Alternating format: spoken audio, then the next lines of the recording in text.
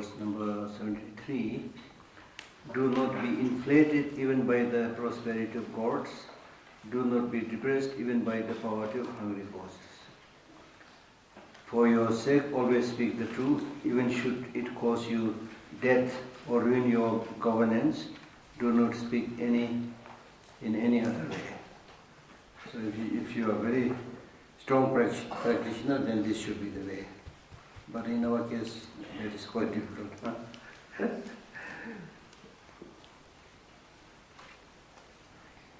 Always observe the discipline of actions just as it has been explained.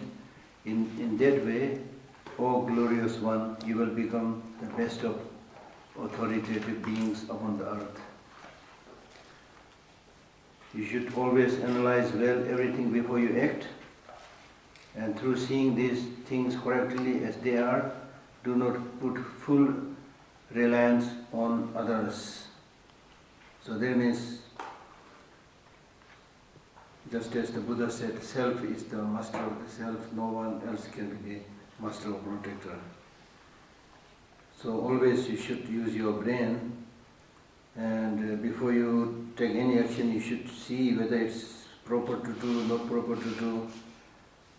And once you thoroughly understand what to adopt and what to give up, then you do not have to rely on others, do not have to ask others. That is what he's saying. Seeing things correctly as they are, do not put full reliance on others.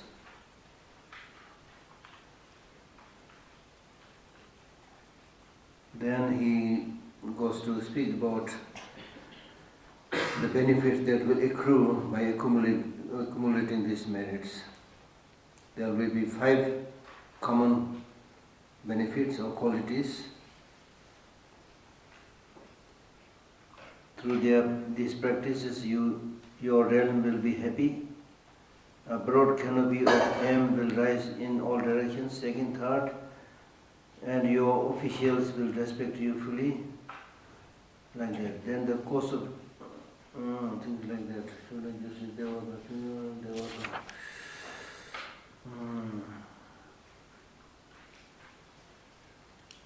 Then next, the causes of death are many, those of staying alive are few. These two can become causes of death, therefore always perform the practice. Meaning that the causes of death are many, there are many causes of death. In today's world also, the so-called facilities like aeroplane, cars, trains, supposed to be facilities, but they may end up being the causes for death. Then food, all kind of food supposed to be for health, but they can become causes of death. Even your relatives, friends can become causes of death. Therefore, always perform the practices.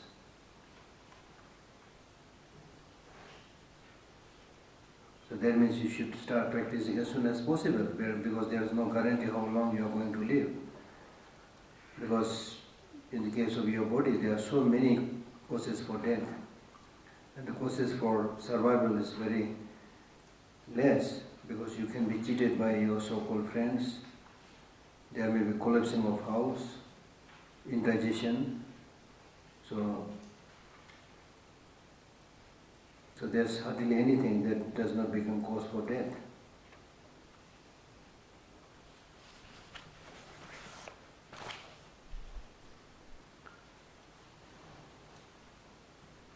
If you always perform the practices, the mental happiness which arises in the world and in yourself is most favorable. Through the practices you will sleep happily. Are you sleeping happily these days? See? And will awaken or wake up happily. That also true? Somebody is saying like this. Because of the cold, huh?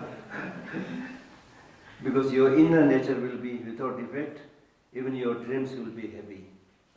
Did you get some good dreams? Huh?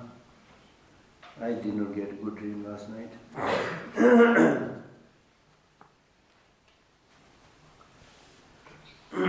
Okay. So the point that he's making is that so long as your mind is pure, things will be happy, things will be good.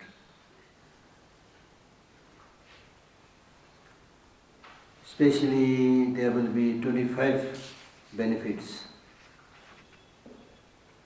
which are intent on serving your parents, respectful to the principles of your lineage, using your resources well, patient, generous, with kindly speech, without divisiveness, and truthful. Through performing such discipline for one lifetime, you will become a monarch of gods, whereupon even more so you will be a monarch of gods. Therefore, observe such practices. Even 3 times a day to offer 300 cooking pots of food does not match a portion of merit in one instant of love. So if you meditate on loving kindness even for an instant, that will be much more beneficial than your, say, serving food. 100, how many pots he said? 100 pots of food serving on a regular 3 times a day. See? And through such practices, though through such love you are not liberated quickly, you will attain the 8 good qualities of love.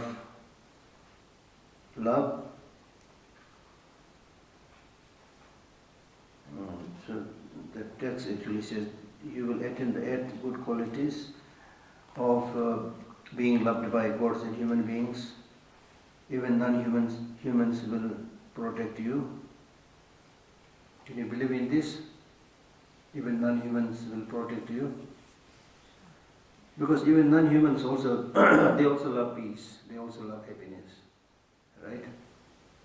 So sometimes through meditation on love and compassion, you can pacify many of these disturbances and evil forces rather than using forceful means. There is a place in Kinnaur. So, a particular place on the road and down there is a big river flowing. So it is said many, especially young girls, come to that place and jump from there and commit suicide. There is a place there. In Japan also I visited one place like that. So in that place in Kinnaur, His Holiness was informed of these things and requested him to do something. So he just meditated on love and compassion. I don't know what was the result. But one result that I really was able to see clearly is right below the library they used to have a metal workshop training.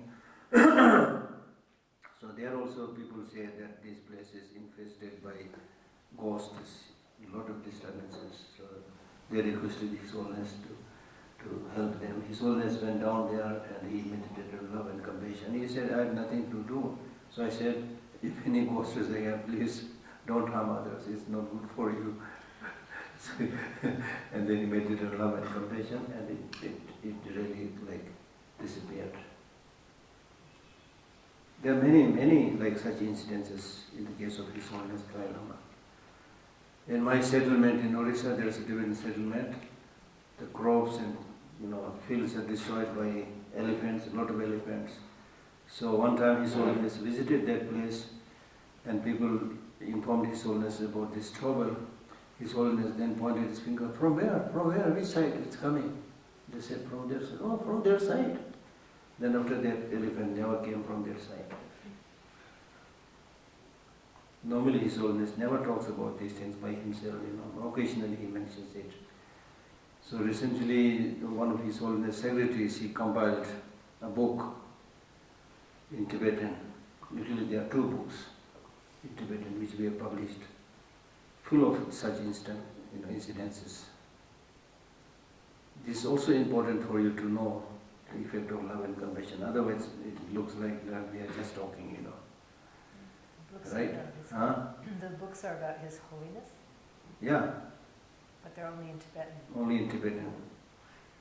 One of these books, I thought many people believe in magic and mystery, not so much about teaching, so I thought this should be translated. So I started in my time here and there. More or less, I finished translation. Then I was traveling again, you see. I never finished anything. So I was working with one American lady, also very devoted. So I hope to finish it. And then there are a number of things that I myself seen with His Holiness. For example, when we visited Australia, there was an Australian lady in the wheelchair. So she was sitting in the wheelchair, then His Holiness went through the crowd to that lady and hugged her like this for some time. Then we came back, and she came out in the newspaper saying that because of this hug from His Holiness, her illness went away, and she was in the picture, was standing upright like this, and the wheelchair there.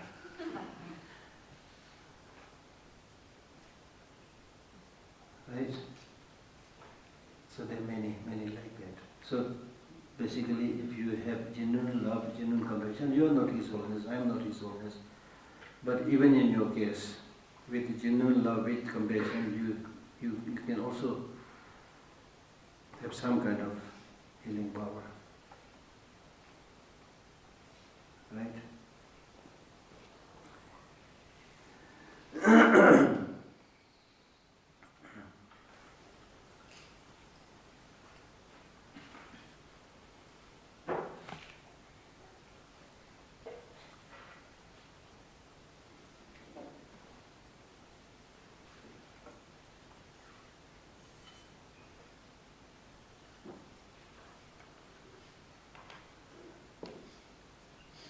You will have mental pleasures and many physical pleasures. Poison and weapons will not harm you. Without striving, you will attain your aims. No, some people, they work very hard and never achieve anything. Some people achieve things very easily. And be reborn in the world of Brahma.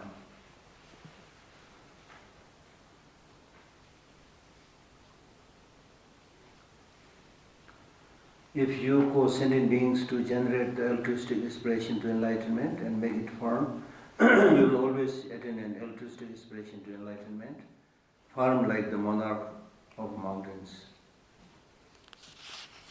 So not only you should cultivate bodhicitta, but you should encourage others to have bodhicitta.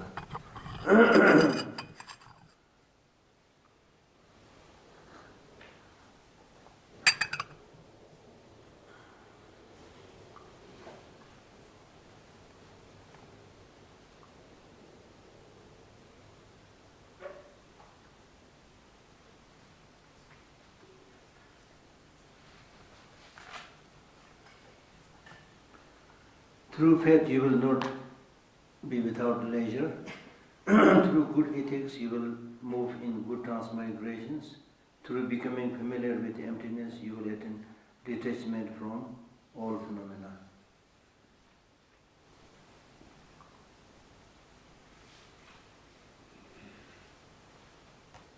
Through not wavering you will attain mindfulness. That means not wavering means if you mental concentration. You will attain mindfulness, means mindfulness of whatever you want to do. Right? Through respect you will be endowed with realization of meaning. Through guarding the doctrine you will become wise.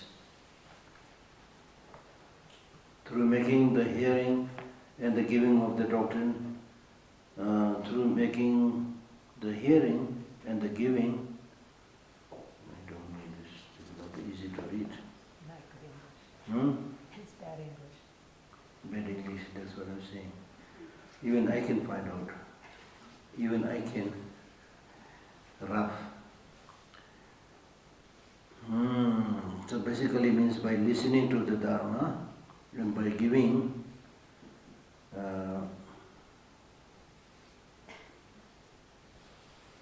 by listening to the Dharma and by practicing giving.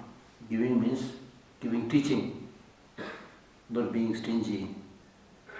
Acharya का मुठी बोलते हैं ना हिंदी में हम लोग आचार्य का मुठी ऐसा नहीं होना चाहिए खुलना चाहिए मुठी. By listening and by giving Dharma teaching, meaning that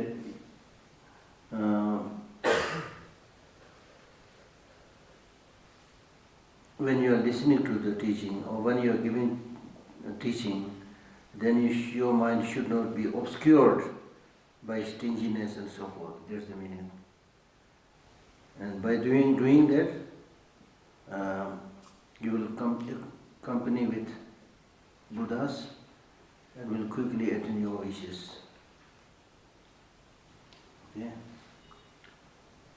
Through non-attachment, you will achieve the meaning of doctrine.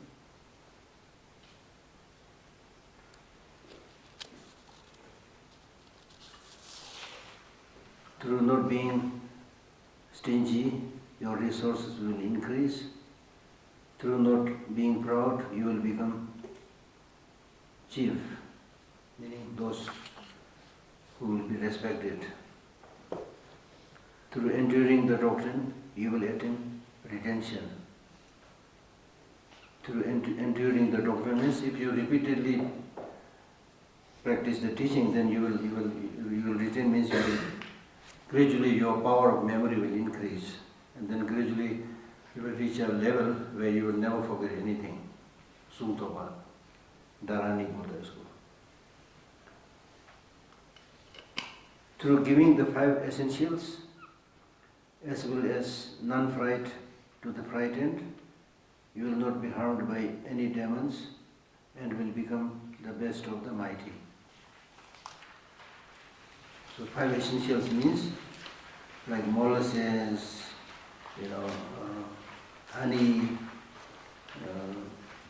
the butter from the sesame seed, things like that.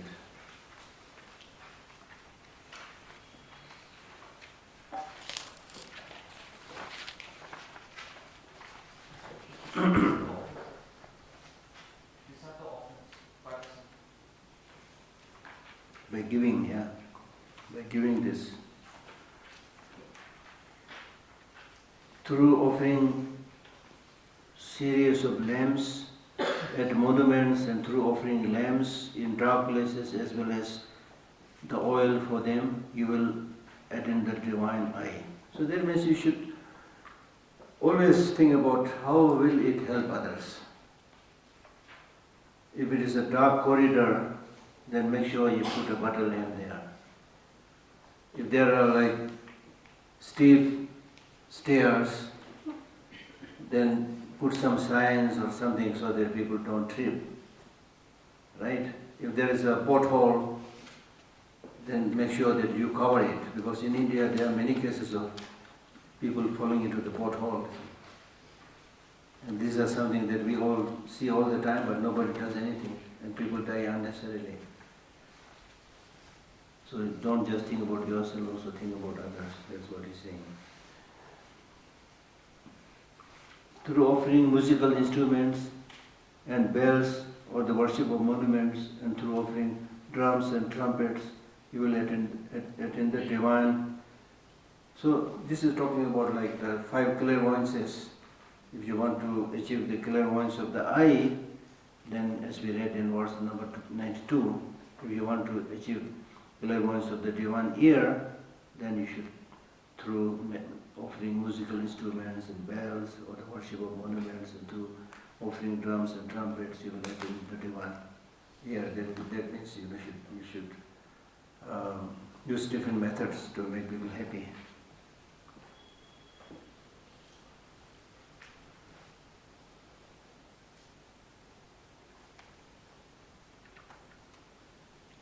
Through not mentioning others' mistakes and not talking of others' defective limbs but protecting their minds, you will attain knowledge of the others' minds, clairvoyance. Through giving shoes and conveniences, through serving the feeble, and through providing teachers with transport, you will attain the skill to create magical emanations. So Tushita is going to achieve that magical emanation because they are sending me transport every day.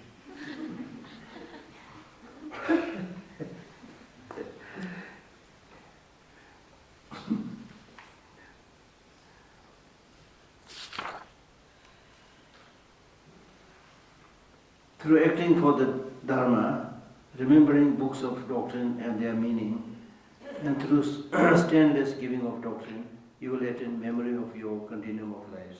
This is another clairvoyance, a clairvoyance based on which you are able to remember your past lives. So if you want to remember your past life, these are the methods. Acting for the Dharma, remembering books of doctrine and their meaning, and through stainless giving of the doctrine.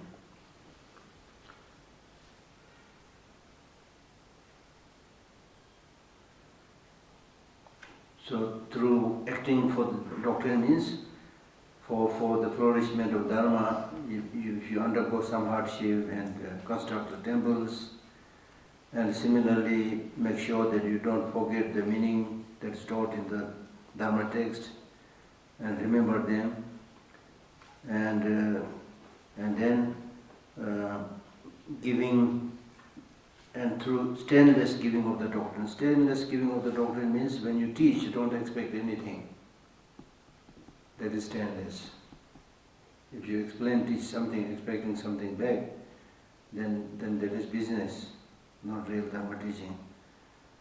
And by doing so, you will be able to remember the past lives of yourself and others.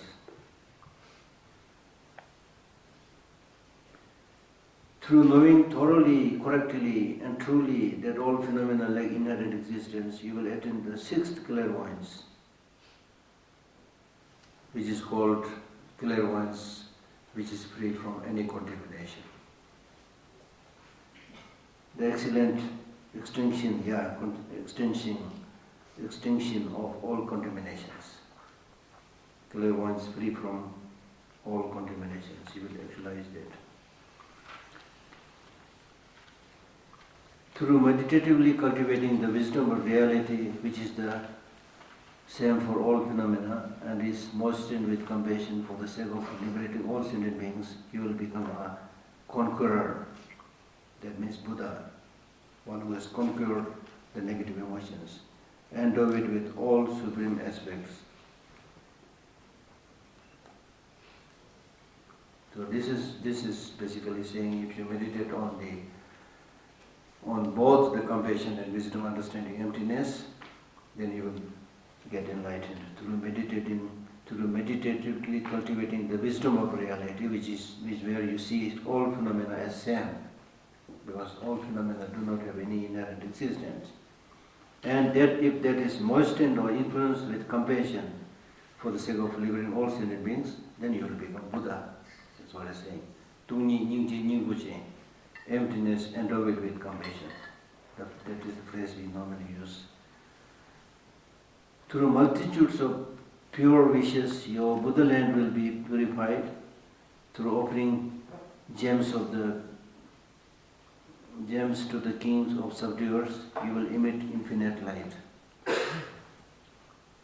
The reason that you are able to achieve that pure Buddha land is because of your multifarious prayers that you have done in the past, and because of your having offered precious gems to the enlightened beings, then you achieve that state where you are able to emit infinite light. Therefore, knowing the concordance of actions and the effects always help beings in fact, just that will help yourself. So here what you need to really know is there is infallibility between the cause-effect relationship. You will reap what you do. With that understanding, you should always try to benefit others. And that is actually the best way to benefit yourself. The third chapter of the precious Garland, a compendium of the collections for enlightenment, is completed or finished.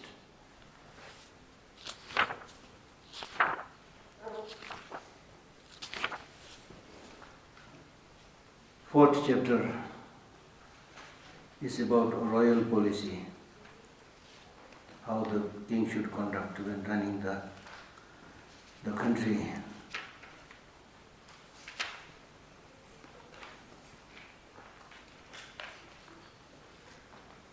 So here in the first verse he is saying monarch who do what is against the practices, monarchs who do what is against the practices, and senseless are mostly praised by their citizens, for it is hard to know what will or will not be tolerated, hence it is hard to know what is useful or not useful.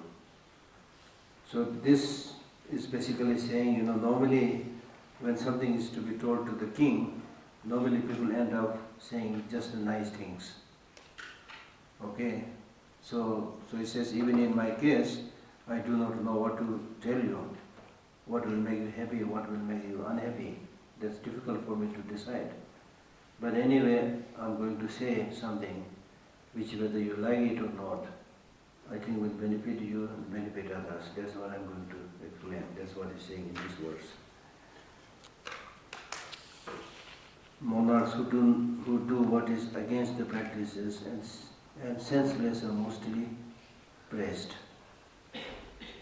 by their citizens. Yes? Even if it is against the practice, even if it is senseless, normally they say, wow, wonderful, go ahead, go ahead. That is what is being told to all the leaders now. They have group of people circling them, they always say, good, very good, go ahead, I'm with you. Therefore it is hard to know what will or will not be tolerated by the king, meaning what you like, what you don't like. And hence, for me also, as a monk, it is hard to know what is useful or not to say.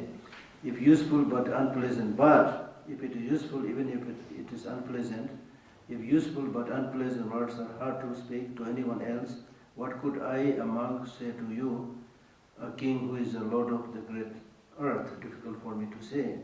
But because of my affection for you and from compassion for all beings, I tell you without hesitation that which is useful but may be unpleasant. And this similar like these verses we read earlier. You remember which verse? There was a verse which said that it is difficult to find people who say beneficial words. Even more rare than is people who want to listen to them, things like those. These are quite similar.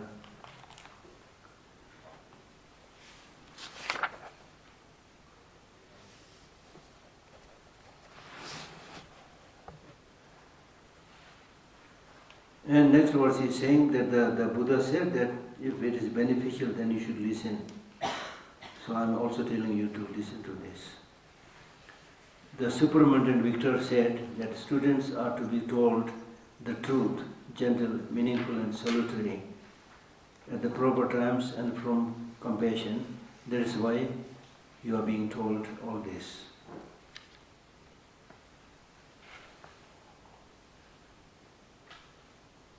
So in our case also, when we talk to each other, it should be truthful, soft-spoken, meaningful, and motivated by compassion. As I said the other day, your speech should be like what? Honey, if not flower, and not the third one, like a field.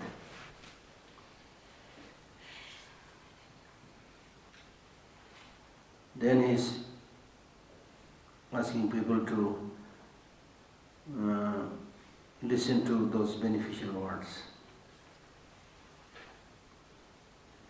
O steadfast one, when the true words are spoken without belligerence, they should be taken on as fit to be heard, like water fit for bathing or budding, whatever. Realize that I am telling you what is useful here and otherwise. Act on it so as to help yourself and also others. Then he gives more elaborate explanation, and he speaks about 5 ways of function of a king, which is proper. First one is practice giving. Increase your practice of giving. If you do not make contributions of the wealth obtained from former giving to the needy, through your ingratitude and attachment, you will not obtain wealth in the future. So there he is saying that right now you are king, you have a lot of wealth. You should know that this is a result of your having practiced giving in the past. Now today you have all this wealth, but still if you don't practice giving, next life you will be in poverty. So that is like ungrateful. Here in the world, workers do not carry provisions for a journey unpaid, but lowly beggars without payment carry to your future life what you give them multiplied 100 times. In this world right now,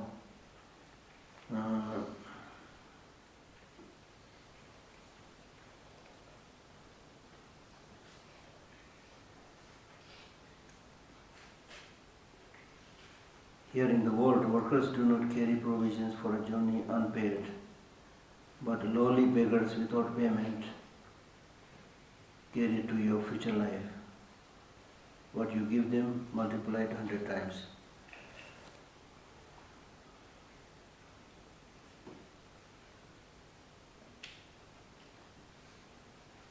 Meaning that here in this life, if somebody is carrying your food, etc., and then for those people who carry your food, etc., if you don't give them wage, they cannot carry it. They will refuse to carry it.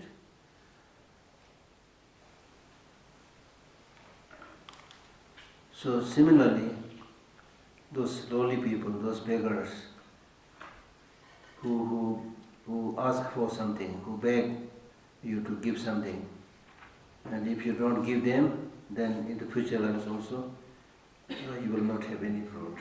But contrarily, if you give them food, then it will be increased 100 times in the future lives.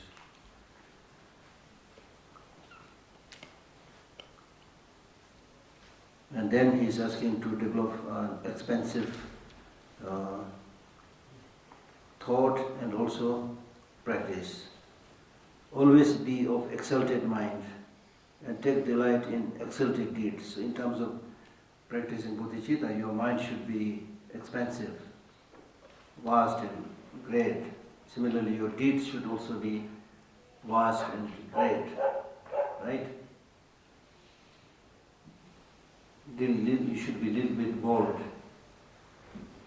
Ordinarily, when it comes to doing something for yourself, you are a little bit bold, you know. You rise early in the morning, stay very late, just to get your monthly salary or something, right? But when it comes to doing something good for others, it's not seen. Even if you look at the government officials who are paid, it's an important official job. They get salary and they also have this opportunity to work for others. But because they don't have much concern about others, they don't even pay attention properly from 9 to 5. They have to stay in the room to get the salary, but really don't wreck their brain, what will be good for others, what new initiatives I should do. It is not there. Because deep down you don't have this wish to help others. I mean, if a country has to develop, if we have people who really have this concern for the country and its people, I mean, you can just make miracles in a short time. But it is not there. They are always worried about their salary, ये है हालत.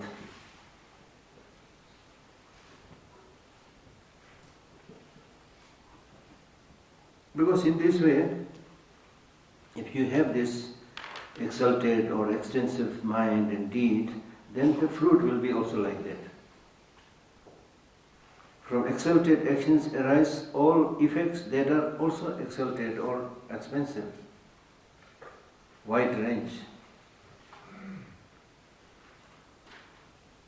If you spend 10 rupees, you can purchase something which is only for 10 rupees. If you purchase something with thousands of rupees, you'll get more. It's something like that,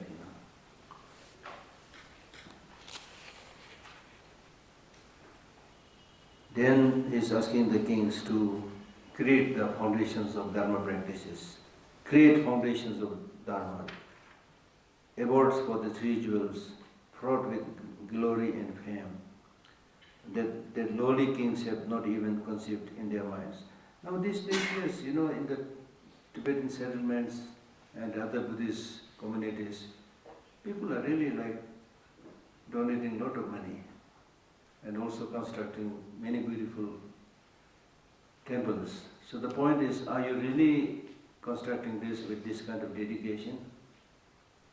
Or you are doing this with some worldly concern? For example, one monastery constructs a big temple here, then another thinks, I'm behind, I should construct another. This is negative competition, right?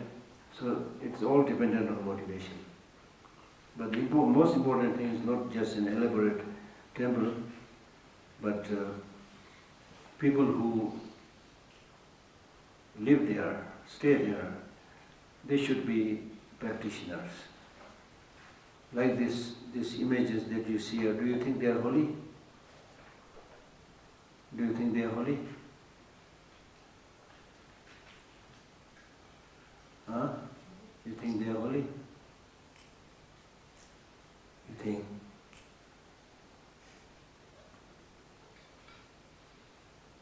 The statues will become holy only if people around there are holy. The statues you can buy from the market. You can make it. Even if you make a statue completely made of gold, and then people are like thieves and robbers, that place will not become holy. A place is blessed and transformed by people, not by statues. And the statues at the best for practitioners is a reminder of the presence of such enlightened beings. So you need to have the whole idea about the meaning of that statue.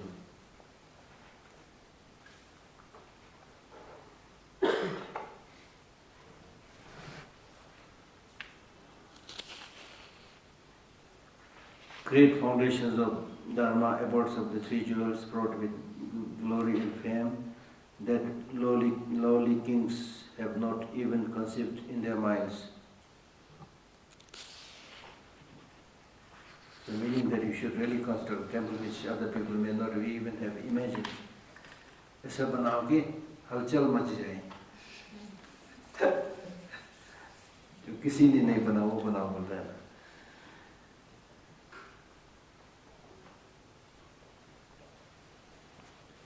O king, it is preferable not to create foundations of doctrine that do not stir the hairs of the wealthy kings, because those centers will not become famous even after your death.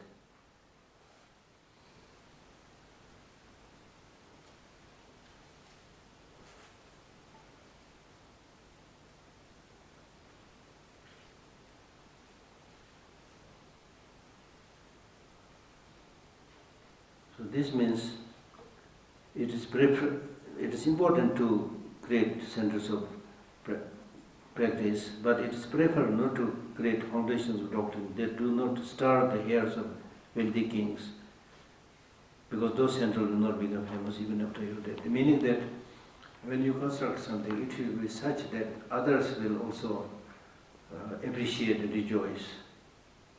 And if you come up with something which nobody appreciates, then it's better not to construct it.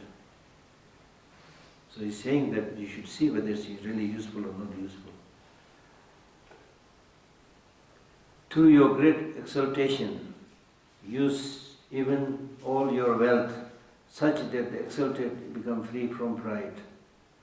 The equal become delighted, and the inclination of the lowly are reversed.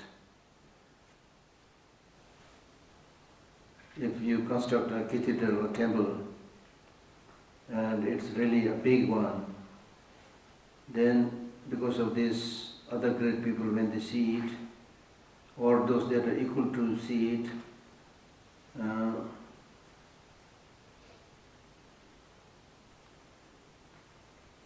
in other words, if you construct such a big temple, and then you should not do such a construction by thinking that those other great people will see it, and those people who are really equal to me, when they see it, they will be completely amazed. So in that way, I will become very special, out of arrogance, Don't do such construction. Such that exalted becomes free from pride, the equal become delighted, and the inclination of the lowly are reversed. So without arrogance, simply help others generate rejoicement. That just like the king, I will also do something like that.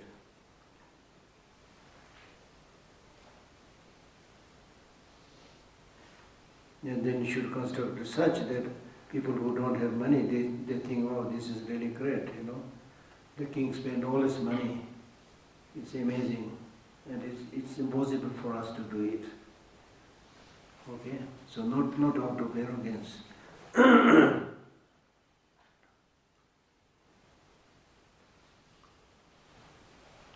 Having let go of all possessions, at death powerless you must go elsewhere, but all that has been used for the doctrine precedes you as good karma. Sooner or later you have to give up all your possessions. You are a king, you are very rich, but sooner or later you are going to die, you have to give everything. So why don't you give it right now in constructing centers for Dharma practice and things like that? Because right now if you don't give, then at the time of the death, you will have to forego everything.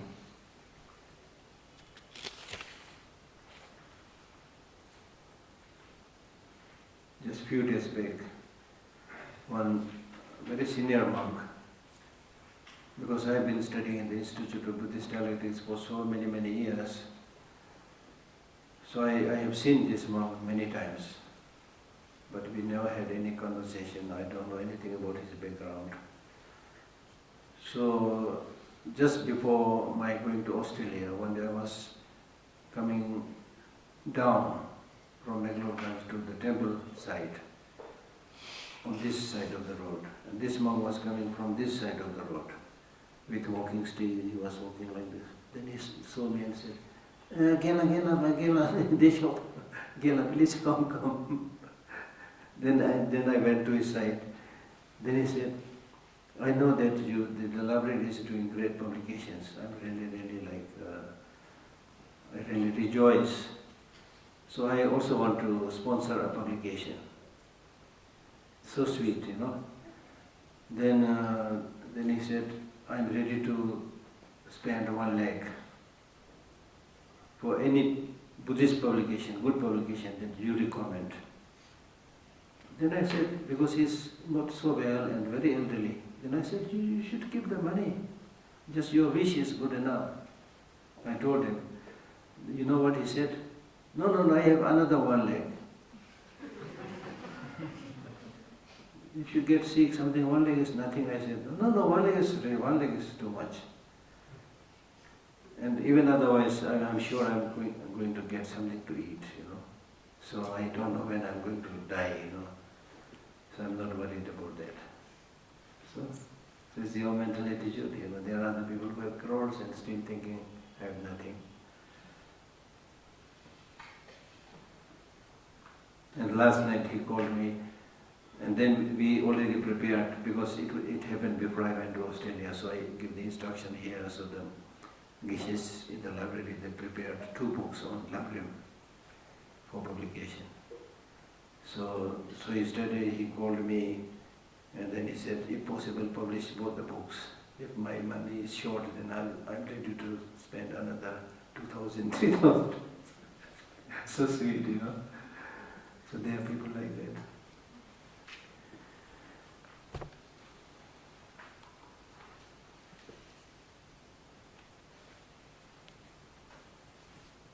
Having let go of all possessions, at death powerless you must go elsewhere, but all that has been used for the doctrine precedes you as a good karma. Because of your having done the good thing, it will accompany you. When all the possessions of previous monarch or kings come under the control of the successor, of what use are they then to the former monarch? For practice, happiness or fame? Meaning that if you leave many of these, things that you have, if you leave them unused, then a new king will come and take everything. Then I don't know how they are going to use it. That's what he's saying. Then I'll tell you another story. When I was working with His Holiness, there was a Western man, he's from America. And he was a butcher actually, earlier. Butcher, killing animals. And then after he came into contact with Buddhism, then he was full of repentance and become a monk. But doesn't look like he's having a lot of money, but anyway. So one day His Holiness, he came to see His Holiness and he said, my mother left some money for me and for my sister, but if I don't fight for it, I'll not get it. So what should I do? Shall I fight for it or not? His Holiness said, fight for it. Because you need this for your practice. The others may just go and get the money, Right? So, Buddhism never saying that you remain a beggar.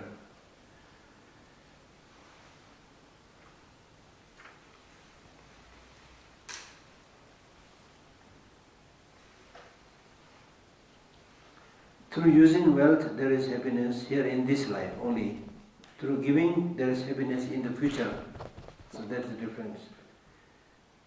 From wasting it without using or giving it away, there is only misery.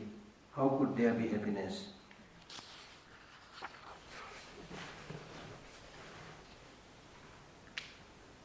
Because of lack of power while dying. Lack of power, not only while dying, but even when you become very old, you don't get power to look after your company. I met several people. One time I met a gentleman. When I give this 5 days teaching in Delhi, then we also have a consultation period. So one elderly Indian came to me and said, Geshe, I used to run a small company. Now because I'm getting old and people are not listening to me, there is also a risk of they are taking advantage of this situation, what should I do? So that's my point, gradually you will lose your power. Because of lack of power while dying, you will be unable to make donations by way of your ministers, who will shamelessly lose affection for you and will seek to please the new monarch, just like the new wife. पुराना wife छोड़ दिया, नया wife आ गया, उसके लिए देना सब है ना.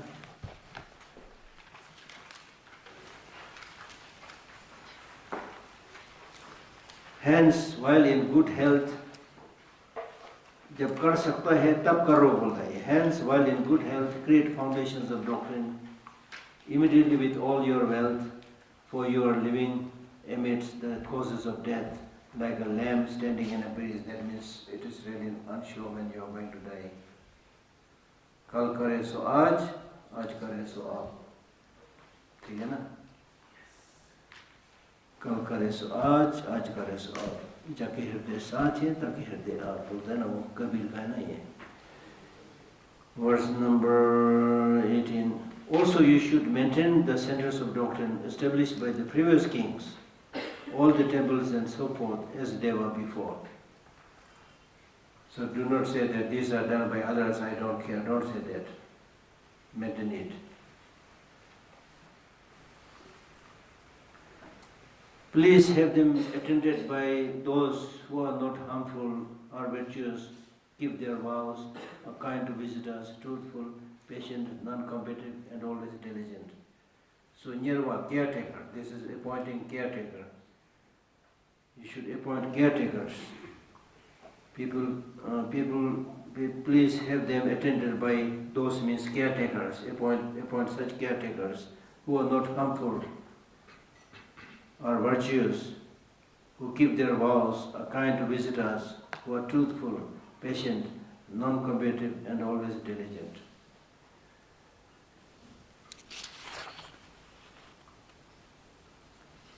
Then the next verse is talking about treating everybody equally. Cause the blind, the sick, the lowly, the protectorless, the destitute, and the crippled equally. Treat everybody equal.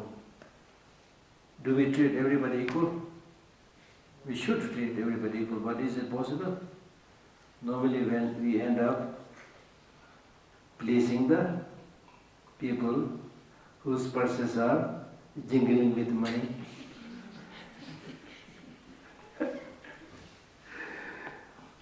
And the crippled equally to obtain food and drink without interruption.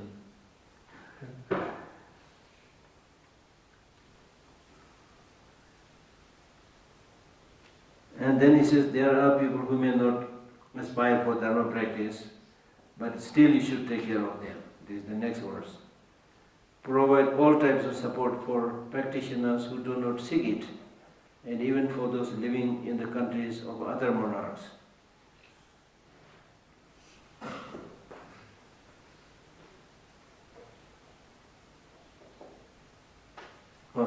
So this is saying there are practitioners who may not seek your support, you will not ask for it. Still go and help them.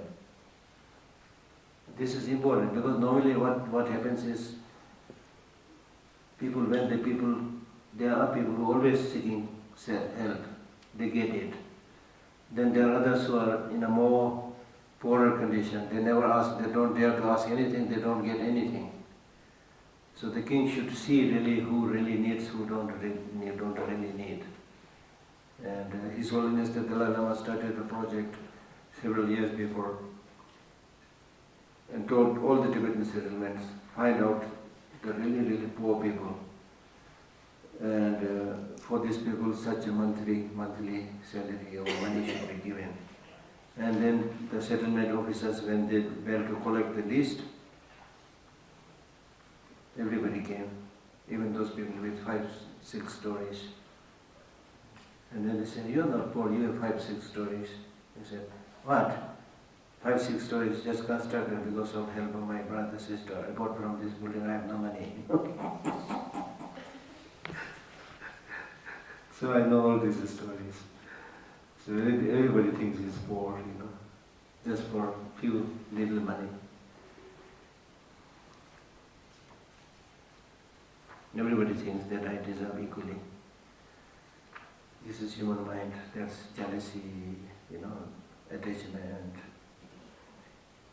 For example, if a very rich person comes into this room and looks at all of you, oh, you guys are so good. Even in this cold climate, you are really sitting and studying now. You are so good. I'm going to give you $500 each. $500 each. So they come and give $500 each. But not to me. What do you think I will feel? Actually, whether they give you or not give you, it's same for me. But if he doesn't give money to everybody, I have no problem. If they give to all of you, not to me, why the hell not me? It's okay, Geshe, we would give you the 500. So this is really something like, there is inborn kind of competitiveness, jealousy, So actually, if I don't get, if they get, they should be happy. Should be happy, like parents, Even if they don't get, if the children get, they'll be happy. It's like similar that they got it. If you have that genuine love, but it's a clear indication you don't have that love, why they get, not me. But what if you just wondered why, didn't covet the money, wasn't not glad for everybody else, but just thought, Well, now, what does that mean? You know, I mean, you could question it and still not be jealous. The question does not arise at all. They got it, you don't finish. Why should you raise the question, why not me? And the reason, why you?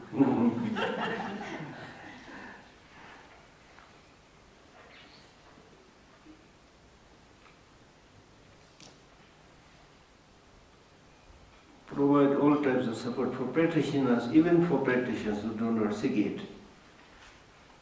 And even for those living in the countries of other monarchs. Because there is a tendency where we can say, oh, this people doesn't belong, to our kingdom. So don't say that. Then from here it talks about how to appoint people with different responsibilities. Then the next verse is talking about how to appoint a religious leader. At all centers of doctrine, appoint attendants who are not negligent. Actually, the text says like Dharma teacher, Dharma leader, or something like that. At all centers of doctrine, appoint attendants who are not negligent, not greedy, skillful, religious, and not harmful to anyone. Then, appointing ministers. Appoint ministers who know good policy, who practice the doctrine, are civil, pure, harmonious, undaunted, of good lineage, of excellent ethics, and grateful. Then, appointing army generals. Appoint generals who are generous, without attachment, brave, kindly, who use the treasury properly, are steadfast, always conscientious, and practice the doctrine. Then appointing the caretaker of the treasury. As administrators, appoint elders of religious disposition, pure and able, who know what should be done, are skilled in the royal treatises, understand good policy, are unbiased, and are kindly. Every month you should hear from them about all the income and expenses, and having heard, you yourself should tell them all that should be done for the centers of doctrine and so forth. If your realm exists for the doctrine and not for fame or desire, then it will be extremely fruitful.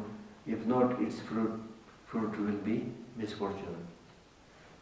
O Lord of humans, since in this world nowadays most are prone to wreak havoc on each other, listen to how your governance and your practice should be.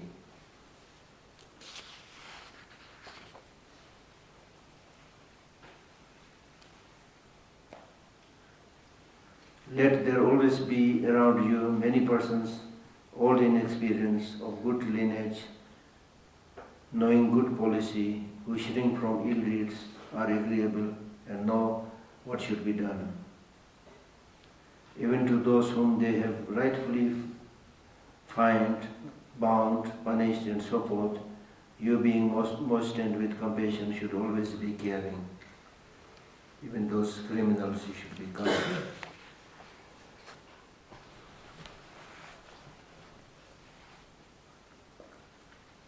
O King, through compassion you should always generate just an attitude of altruism, even for all those embodied beings who have committed awful ill deeds.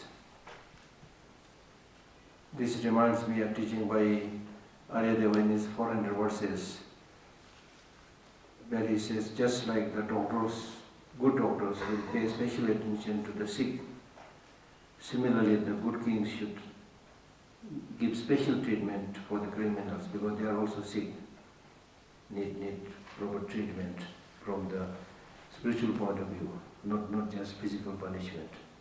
Especially generate compassion for those whose ill deeds are horrible, the murderers, those of fallen nature are receptacles of compassion from those whose whose nature is magnanimous. If their nature is magnanimous, then if you take care of them, it's okay, not take care of them, it's okay.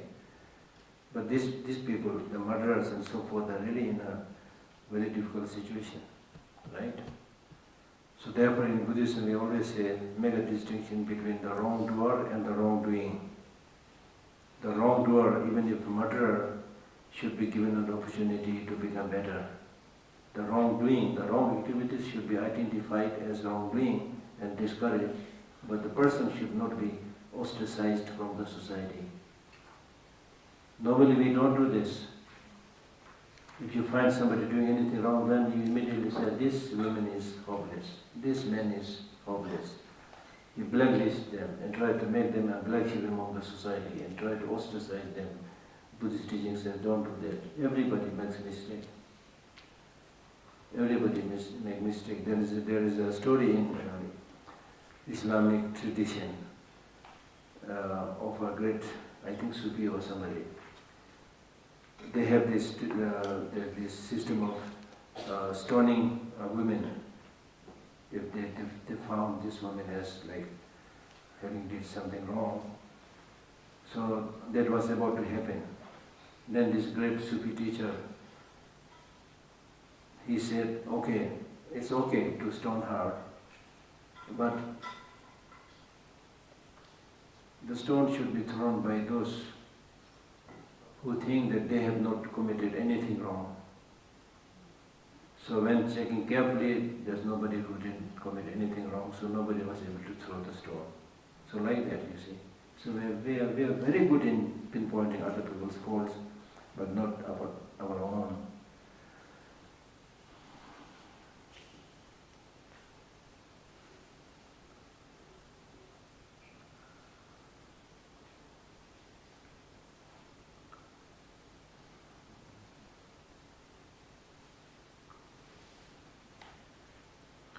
And next verse is saying that you should always look after them with, okay, this I already did, right?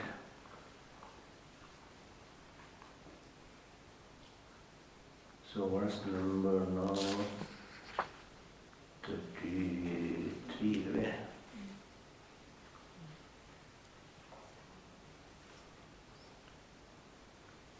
33. Free the weaker prisoners after a day or 5 days. Don't put them in prison, don't keep them in prison for long, especially if you find them very weak and sick, Free them after a day or 5 days. Do not think the others are not to be freed under any conditions. In the case of others also, don't think that they have to be in the prison for all time. After a certain period, you should release them. And that's what His Holiness did when he was enthroned. Then the first thing that he did was released all the prisoners, all the prisons. Because he was able to clearly see from his palace, a number of prisoners with the iron chain.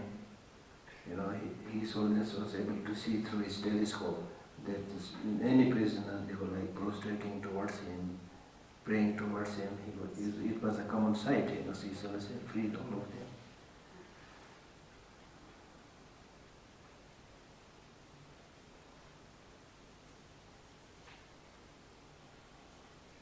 Yeah, so this is the quotation I was talking about from Aryadeva's 400 verses. Just as a mother will show special affection to the son that is afflicted by a particular disease, so therefore the Bodhisattvas have special compassion to those who are of bad nature or who engage in wrongdoings.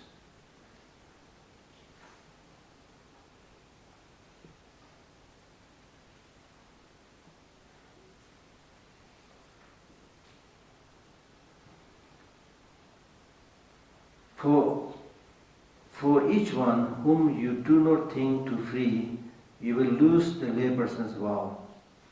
So he's telling the king, you are somebody who has taken this upasaka vow, layperson's vow. So if you mentally think that I'm not going to release them, you are breaking your vow. You will lose the layperson's vow due to having lost the vow. faults will constantly be amassed. As long as prisoners are not freed, they should, now in the case they have to be in the prison for some time, as long as prisoners are not freed, they should be made comfortable with barbers, baths, food, drink, medicine and clothing.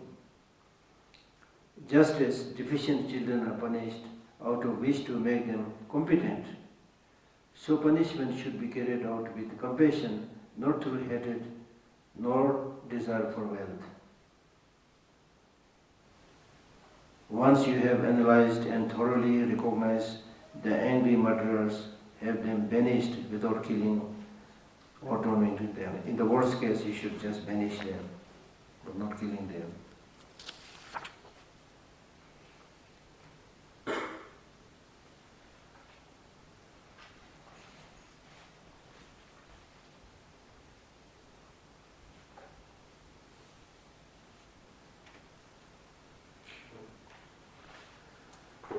In order to maintain control over all the country through the eyes of agents, always conscientious and mindful, do what accords with the practices.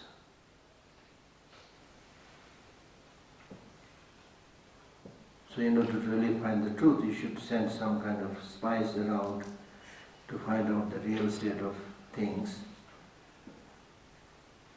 But always be heedful and mindful, so that whatever you do is in accordance with the Dharma, so that you are able to give up what is not religious. Continually honor in an exalted way those who are foundations of good qualities with gifts, respect and service, and likewise honor all the rest. But this is also very important because in today's society, we hardly honor the good people, the altruistic people, right?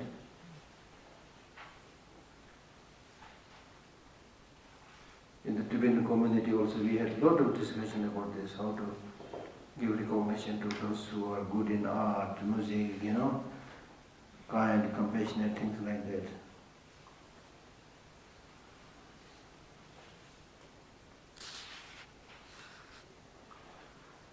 The birds of the populace will alight upon the royal tree providing the abode of passions, flourishing flowers of respect and large fruits of resplendent giving. So this is an example. Just as if you have planted a nice tree, then the bird with flowers and things like the birds will come. So similarly, if you do your work properly, it will attract people and you will be able to benefit them.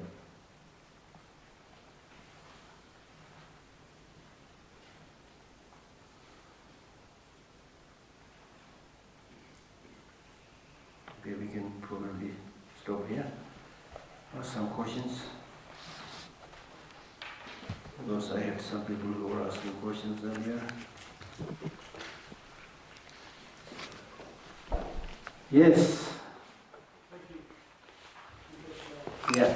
My question is about anger. I'm trying to understand it in a deeper and more subtle way. And I have a question about, well, my understanding from evolutionary psychology is that all emotion is some kind of feedback that tells us so we can respond appropriately. Yes. And so from that, my belief would be that anger is to tell us, can be to tell us about a boundary violation. For example, someone has hurt us, someone is hurting innocent life, someone is about to cut down an old tree. And so my understanding of anger is it's an imperative, or can be an imperative. I'm a therapist, and I notice many clients do not have access to anger. They may be in an abusive relationship and they cannot find their anger. And my belief is that they need to locate their anger to find the clarity about their experience. And so I'm wondering and give voice to speak to their boundaries and their needs. And so I'm wondering whether you agree, whether this is in alignment with Buddhism, and if so, how can we navigate between useful information, my boundary has been transgressed, or we need fierce anger like Greta Thunberg in the world, or about the Epstein files, we need this boom, this, I feel that we need this maybe even sacred feminine anger, Kali anger to change things. How do we not be consumed by our own anger? And is what I have said in alignment with Buddhism or misunderstanding? Yeah, this is very important, good question. In fact, as you rightly mentioned, in science, they never talk about positive emotion, negative emotion. According to science, all emotions are necessary. Anger also necessary. Attachment also necessary. If there is no attachment, there will be no reproduction. If there is no anger, you can't protect yourself. Something like that. So from there came this very famous line, fight and flight response. Fight and flight response. That was in accordance with the classical physics. Now modern physics, they don't talk much about fight and flight response. They say if there is a problem, don't immediately react, take time. Take time. So immediately reacting and getting angry and fighting may not be the solution. Take time because you have this amazing brain. Find a better solution. That's what they say now. And then there's one way of saying. Another way of saying is there is a difference between anger and hatred. In Buddhism, hatred is totally discouraged because it harms not only others but it will harm you. Hatred means deep down you are willing to bring that devastation and destruction to the opponent. Anger, like parents getting angry to their naughty children. Sometimes the naughty children don't listen at all, then you have to show a little bit of anger. Looks, that's okay. But then again, if you develop unchecked, limitless anger, I don't think even science would support that, right? That's one thing. But then when you talk about getting angry, the key question is, when you get angry to solve this particular problem, are you still, your mind is still functioning or not functioning? If your mind is really consumed by that fire of anger and then wanted to execute something to face that wrongdoing, you may not be able to hit the target because you are completely possessed by anger. You have no sense of what is right, what is wrong. You might go and shout and kill and shoot, This is what is happening in all the conflicts, but that is not solution. So, you develop some kind of anger, but deep down you maintain that compassion and coolness, and externally you behave in a very strong, forceful way to right the wrong. That is, I think, permissible. That is permissible. So one thing that we need to remember is, just as you are asking, many people think in order to fight injustice we need anger. Why? Because you think when you get angry you get an extra boldness, extra energy by which you are able to say things which you are unable to say earlier, by which you are able to do things which you are unable to do earlier. So that's why we think I need to get angry. But the problem is that extra energy that you get by becoming angry is essentially blind energy. So it is unsure whether it will hit the target or not hit the target. So therefore, it seems the solution is that without getting angry, you can be strong. Without getting angry, you can be strong. Right? For example, many people, whether they say it or not, they think compassion and non-violence, these are not signs of strength, they are signs of weakness. That's what many people think. But from Buddhist viewpoint, compassion and non-violence, they are the greatest sign of strength, not sign of weakness. Because when you resort to anger, when you resort to gun, when you resort to ballistic missile, you don't really need to be brave. But without resorting to arms, remain as you are. You use your inner resources of love and compassion and non-violence, and then fearlessly challenge the enemy as Mahatma Gandhi, Nelson Mandela and many others did. You really need a lot of courage, and for the sake of the majority, you don't even care, even if you're killed, it's okay. So therefore these bodhisattvas, they are really courageous people. They are ready to work for others in all situations. But this, probably not easy. You need a lot of teaching and training, because number one, you need to understand non-violence is a dynamic force, not passivity. Non-violence must be based on active practice of compassion. Right? Now compassion means not just sitting and saying, how nice if all sentient beings with suffering, but you take this responsibility of coming forward and doing your bit. Right? So that's important. Because it's human nature, we have inherited this brain from animals. So animals, when they confront a problem, they can't say, let us sit down and have dialogue and negotiation. Right? They are compelled to use their physical might, get angry and they say, "Ow!" and try to tear each other apart. But if human beings also do the same thing, like the animals, then what is the use of this amazing brain? Right? We have language, we have amazing brain, we have many special methods. So the solution must be found through non-violent ways. Okay. Next question.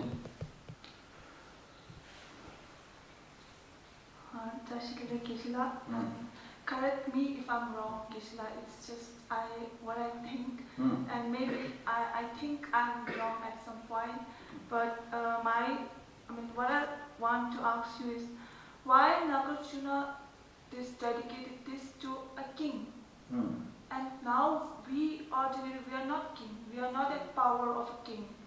And as of this thing, our bodhicitta is something we like selflessness. From what I've till now, what I've learned, it's selflessness. But somehow I think it's related to conventional materialistic things, like giving, offering. Somehow it's related. And I didn't. But I got this thing, it's out of compassion.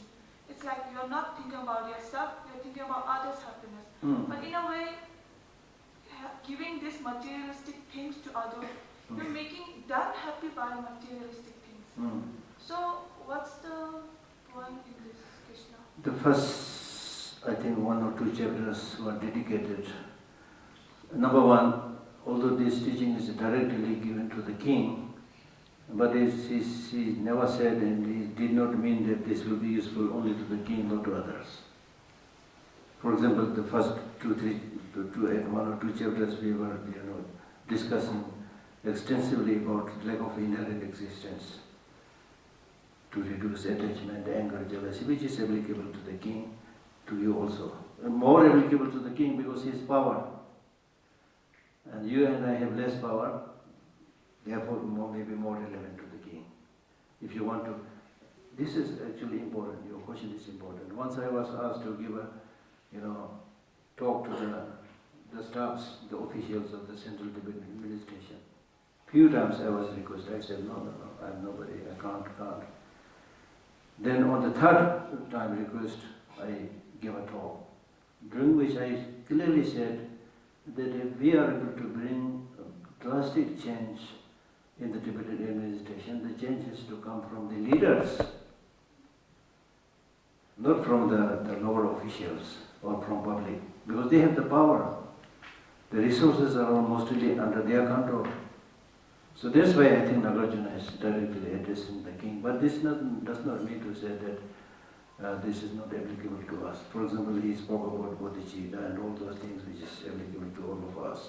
Then as to your second part of the question, even though bodhicitta is important, shunyata is important, but before we talk about bodhicitta and shunyata, we need a house to live. We need food to eat, right? You know, as we normally say, you can't preach to an empty stomach. You can't preach to a person with empty stomach, right?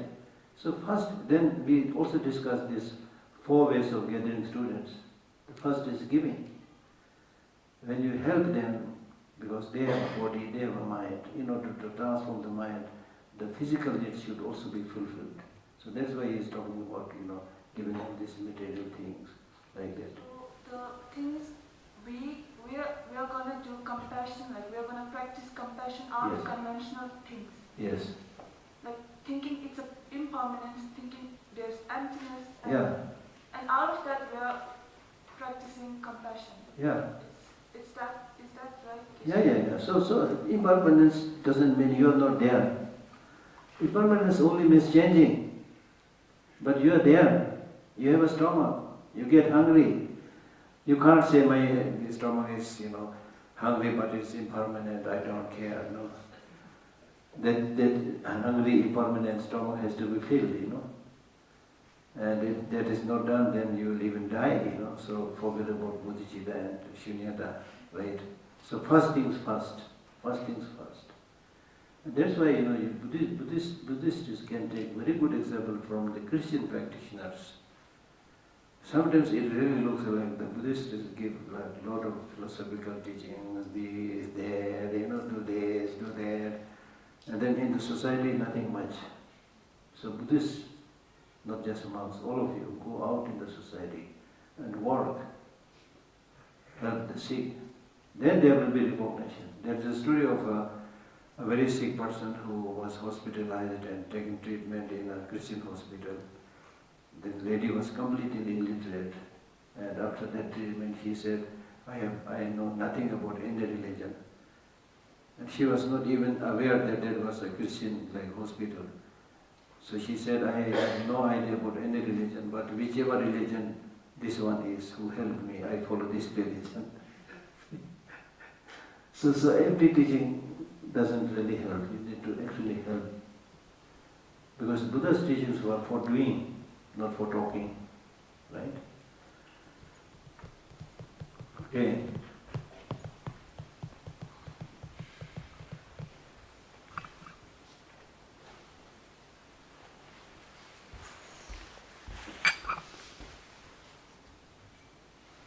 Geshe, I never understand the concept of lighting lamp. As you mentioned, we should Lighting? lighting a lamp. Yeah. As you have mentioned, we should not waste resources, but we light lamps on a daily basis, Yeah. and especially when a person dies. Yes. So how? Yeah, the Chinese say the same thing that you are saying. I'm joking.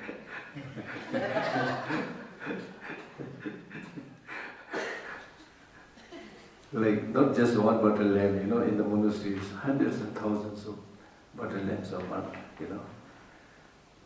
So again, we must bring about some changes.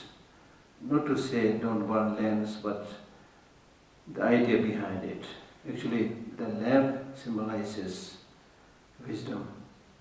It's by wisdom that removes the darkness of ignorance. So with that kind of symbol, you use it. Then also, I don't know how to put it. For example, this is also kind of lamp. If you say, oh, this is vestige and switch off all the light, then you are in darkness. So in ancient times, the lamps are necessary even for, light in the house. So that's the meaning. So what we are offering is the light, not the butter itself. We are offering it, right? Now the question is, what is use of offering butter lamp? What is use of offering water bowls? What is use of all these things? Right? Something like that. Because you don't see the benefit. Number one, this tradition of offering things came from India. For example, you see these water bowl offerings here. So normally we have first one water bowl. That is called water to drink. India is a hot climate country. So when a guest comes, immediately they give some water to drink. So to symbolize that, one bowl water, first bowl water. Then they also have this wonderful tradition of washing the feet before coming in.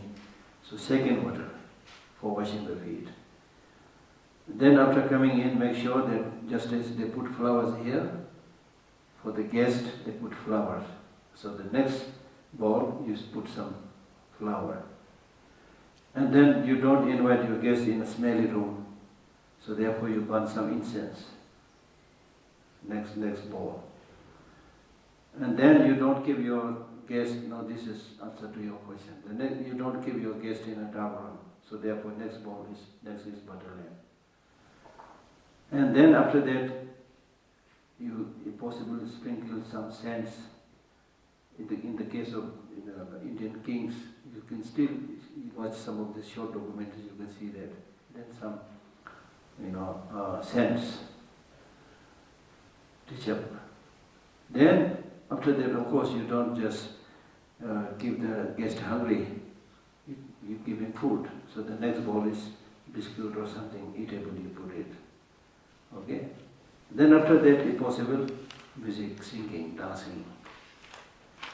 Right? So this is how we invite an important person. So similarly, when you do practice, you're always imagining inviting the Buddhas and Bodhisattvas. They're always present. So you are making offerings to them. It is not important whether they are taking it or not, but it is your dedication and your respect to them. Right? In general, you respect Buddha, right? Have you seen Buddha? Yeah, still you respect, you get the benefit. So similarly, whether the Buddha eat it or not, you offer it. That's the process. But your question is still valid in my case. So in some cases, if you spend so much money making butter lamps and not dare to give anything to the dying beggar, then I would prefer giving more to the dying beggar than making butter lamp offerings. Okay?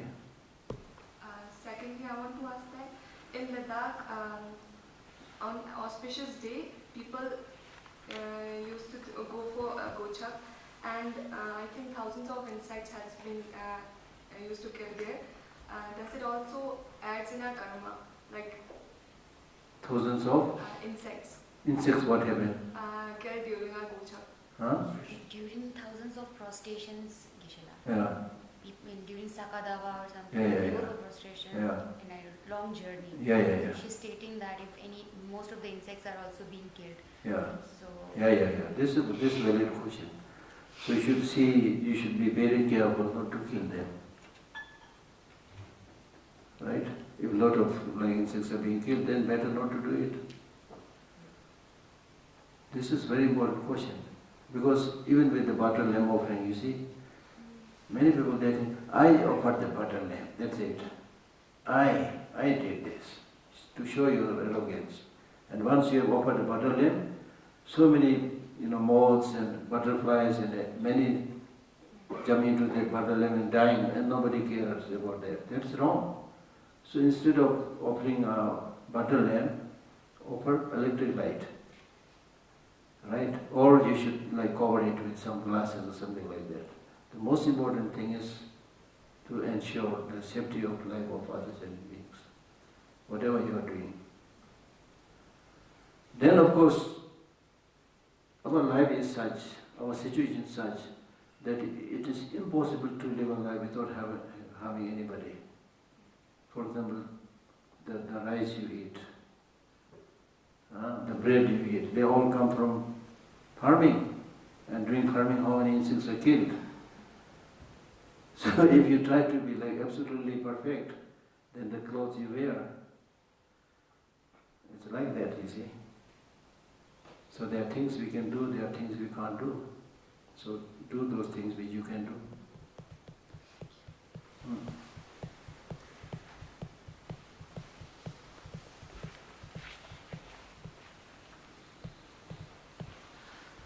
Geshe Lhakdor, my question is, in Buddhism, we believe in cause and effect in terms of karma, like what we do today or did in the past affects our future.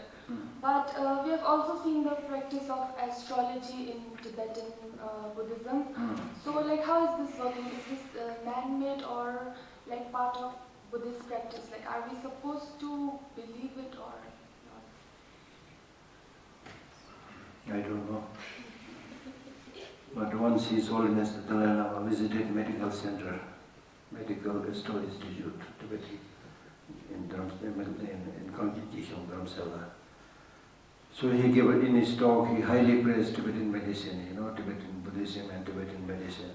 And he said, astrology, I have not much faith. His Holiness said it.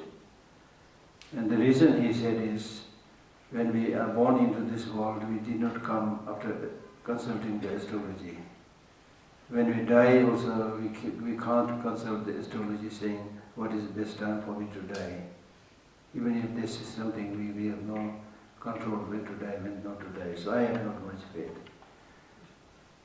Then the students got very discouraged. So next time His Holiness said, no, this is my feeling, but part of the Tibetan tradition, you should preserve it. So, like in ancient Buddhist texts, there are like stories about some teachers who are very good in astrology, so many things. So I don't know what kind of astrology they are talking about. But the thing is, actually, if you are a good astrologer, your fortune is written in your hand. Your fortune is also written on your forehead. The trees, how old they are, everything is there in the tree if you know how to read it. So by calculating, reading certain things, they may be able to tell some truth. So I would not say this is totally like useless or fictitious. But on my part, I never consulted astrology. Never did divination, never did astrological calculation. Oh, sorry, one time I did it. In America, not by a Tibetan astrologer, but American lady. And that interestingly turned out to be quite correct. But I did not wish to do it, but I was staying with an American friend. That American friend wanted to buy some place to build a center or something like that. So he said, I'm going to consult this lady who is quite good. Do you want to come? I said, yes, I want to come. But then in order to have good calculation, you need to know the day when you are born. All these things also I don't know much. So anyway, I went with him. So when my turn came, shall I share all these personal secrets? Because it's a cold climate, so I should share this. You can laugh, So it's very interesting. She said, oh, this morning I saw you. You live in a place behind there is a snow mountain. And down there is a river, big pond, like Pond Dam, probably. I don't know, but looks quite similar. That was quite similar. But you were wearing those robes. You were wearing Yeah. So she kind of knew who you were anyway. Yeah, I don't know. But I don't think she knew that I'm from Dharamsala, or I don't think she had ever come to Dharamsala. Anyway, that's number one only. Number two, she said, in the marketplace, did you see people like, skating, roller skater, riding on roller skaters? I said, yes, I saw it. That's right. You are going to do a lot of traveling. That also turned to be correct. Interesting, right? And then she did this by this tarot, with the card, and then also she does like this, a lot of things she does. Massages her forehead and something like that. And then she said, after a few days, are you going to a place where two people similar like you with this kind of clothes? They are waiting for you. Are you going there? And that was absolutely correct, because I was invited to come and stay with my two Tibetan friends in Japan. Absolutely correct. So that was correct. Then she said, you're going to live very long and you will become a wise man, helping many people. That also more or less a little bit similar, right? And then another thing that she added was very useful. She said, you don't look like drinking a lot of water. Drink a lot of water. That's true. I don't drink a lot of water. Then she said, finally she said, fix your teeth.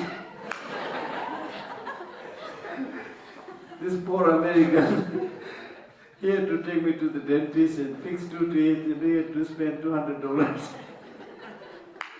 But I'm very grateful to this lady. So that was kind of interesting thing happened, Yeah. Thank you, Geshe.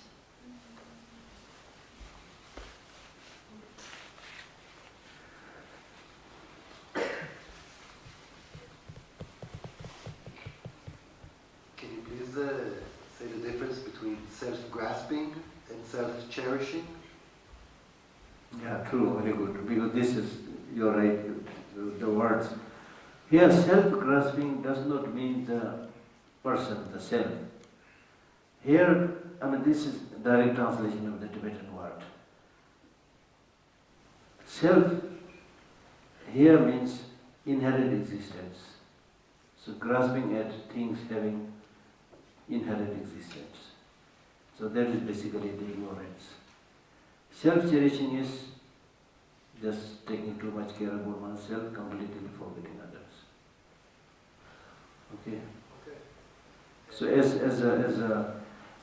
a counter to this self-cherishing attitude, you develop bodhicitta.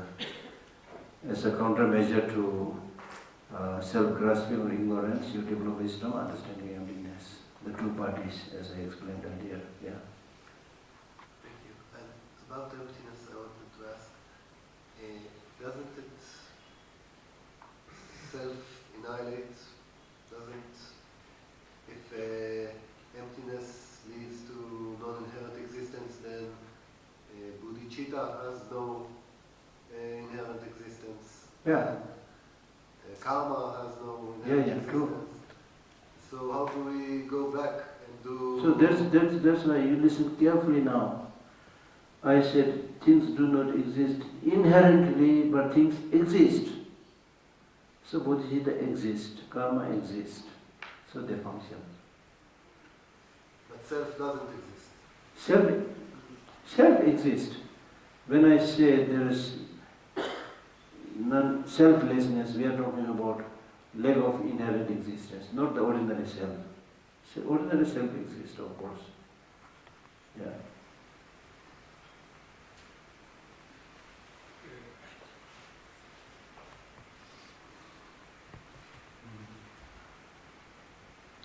I think you said that a revolution or revolutions are necessary or even inevitable. So you think like in the next few years there will be revolutions? And what kind of revolutions? And is there a peaceful revolution, or what would a good revolution look like? No, I just out of excitement said revolution is necessary. It's not that easy, okay? But revolution means really we need to bring about a drastic change in our thinking, in our action. That's really necessary. So that if you want to attempt to make the revolution, it will be a quiet revolution. Non-announcing quiet revolution, a revolution that comes in the educational system, so that people's thinking, people's behavior, everything slowly changes. The whole society has to change. It's not the revolution of blood and like that, yeah. Okay.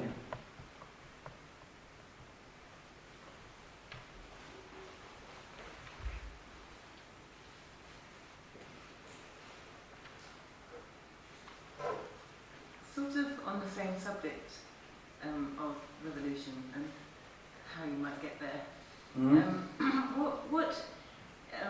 What does Buddhism have to say about a lot of what we learn in Buddhism is about it's quite individual. It's about the self. It's about your own mind. It's about how to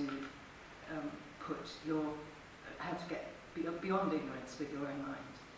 How do we take a step from there to working with other people in a collective way, to sort of draw on that idea of interdependence in the... In Buddhism we talk about individual karma and collective karma. So basically the collective society or the world means nothing without these individual people. So the process of genuine transformation has to start from each and every individual. And if there is transformation in each and every individual, the society is already transformed. That is the process. But having said that, your question is still valid in the sense, because my own personal observation, having traveled to over 30 countries in the world, and some countries may be visited over 20 times, like America, I visited maybe 20 times. I mean, these are like not worth mentioning because they are all very short visits, giving talk, coming back, like that, not proper visit, but anyway. So my observation is that the majority of the people everywhere are good people. They are good people. They just want to run their family life, get their day-to-day, food, clothing, things like that. They are good people, right? But these good people are the silent majority. Silent, that's the problem. Majority are good people, but they are silent. And few of these criminals, dictators, and other black sheep in the society, they come out, make noise and create this problem, that problem, right? So it is important that the majority people should really voice their concern. I say majority of the good people, majority of the people are loving and kind in general. Like for example, in a place like New Delhi, which is I think over 20 million or something, 20 million. How many people get killed in a day? Countable, not many. But how many people are taken care of in hospitals, in home, by the parents, love and compassion. On a daily basis, people are receiving it. So majority are kind, compassionate, But the problem is the majority are ruled by few miscreants, narrow-minded, stupid, greedy leaders. Because we don't speak out. In many cases, these leaders are clever. They use religion to divide, and then you think, I am in this religion, I must support, whatever be the case. Whether he does anything good for the society or not, I don't care, but he's supporting my religion. He's supporting your religion or not, that is also questionable, but he says he's going to support it. So I'm sure he's going to support me, so I support him. That's a problem, big problem. So therefore, in voting, you need to be very careful. Or even otherwise, Gandhiji is a non-cooperation movement. Anything that's done by bad leaders, bad people, never cooperate. You don't even have to speak a word, just don't do the thing. And that's not happening. Everybody thinks, he will do it, she will do it. I'll tell you a story of a king, then we stop, maybe. There was a king, highly praised and favored by the people there, loved by people. So the king said, I know you all love me, but I want to test it physically. So therefore, in the darkness of night, or when the darkness falls, they prepared us to prepare a tank, empty tank, reservoir, water tank, something like that. Then when darkness falls, each of you bring one bottle of milk and put it there. So next morning I want to wash myself, bathe myself in that water, and that is tasting your love. Then when the darkness falls, I thought that this king is so good, I am definite that everybody will bring milk. So my just putting one bottle of water doesn't make any difference. So I took one bottle of water instead of milk, put it. Others also thought similarly. In the darkness, everybody put just water. There's not even one drop of milk there. So this is our mentality, We always think somebody will do it, somebody will do it. That's the problem. Shall I ask one last question? Yeah, the last question should be a very precious one, yeah. That's no pressure at all. In the morning, when we were reading the text, and Nagarjuna says to the king that you must give the beggars perfume and a lot of food and all of that. Yeah. In the 8 precepts, Mahayana precepts, isn't one of them to avoid ornaments and perfume? Yeah. So in the sense of, I'm guessing, charity, is it also not important to make sure that we are not making the other person commit? Number one, those prisoners in the prison were not observing the 8 precepts. These are the beggars, no? Not prisoners. Exactly. Yeah. So, in the sense of charity, it's okay if we by mistake make somebody else do something wrong? By mistake, then it's okay. Okay. You're not doing it intentionally, So it's okay. But karma adds up, Geshe Lhakdor. Huh? But karma still adds up, right? Even if it's unintentional. For normal That was ordinary- your unresolved question, my dear, I know. I know. But it really looks like action which is done and not committed is like something that we can forget. Because action accumulated means intentionally you do something. Then that is very negative. But you do something in the dream, In the dream you kill somebody. Because when you're in the day, I know you can't kill anybody. So in the dream you kill one person. Right? So that is also doing, but not accumulated because you intentionally not doing it. Thank you.